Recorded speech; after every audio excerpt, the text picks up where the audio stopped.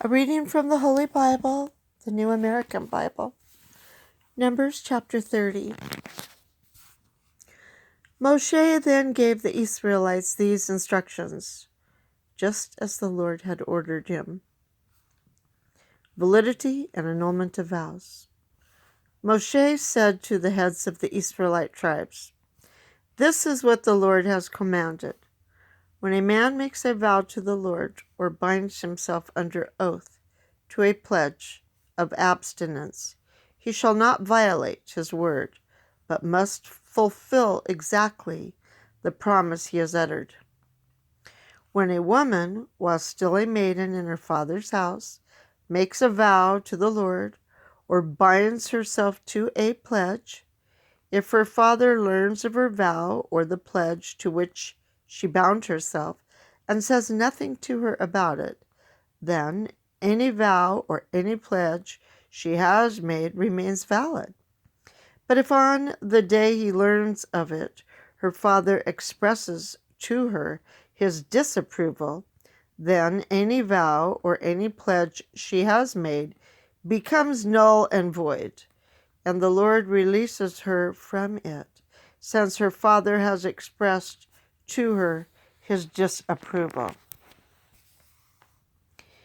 If she marries while under a vow or under a rash pledge to which she bound herself, and her husband learns of it, yet says nothing to her that day about it, then the vow or pledge she had made remains valid.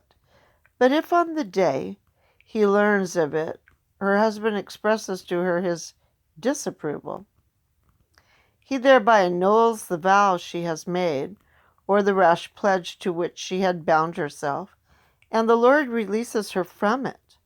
The vow of a widow or of a divorced woman, or any pledge to which such a woman binds herself, is valid. If it is in her husband's house that she makes a vow, or binds herself under oath to a pledge, and her husband learns of it, yet says nothing to express to her his disapproval, then any vow or any pledge she has made remains valid. But if on the day he learns of them, her husband annuls them, then whatever she has expressly promised in her vow or in her pledge becomes null and void, since her husband has annulled them. The Lord releases her from them. Any vow or any pledge that she makes under oath to mortify herself, her husband can either allow to remain valid or render null and void.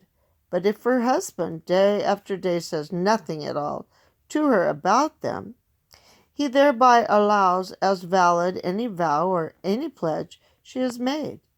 He has allowed them to remain valid, because on the day he learned of them, he said nothing to her about them.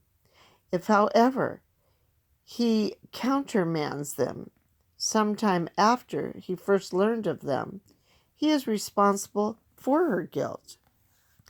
These are the statutes which the Lord prescribed through Moshe concerning the relationship between a husband and his wife, as well as between a father and his daughter while she is still a maiden in her father's house. Notes pertaining to chapter 30, verse 3, a vow, a pledge. Here, the former signifies the doing of some positive good deed, in particular the offering of some sacrifice. The latter signifies the abstaining from some otherwise illicit action or pleasure. Chapter 30, verse 11, in her husband's house after her marriage. This contrasts with the case given in verse 7. Chapter 30, verse 16, note, he countermands them. He prevents their fulfillment. Since he has first allowed the vows to remain valid, he can no longer annul them. That concludes the reading of chapter 30 and its notes, the word of the Lord. Thanks be to God.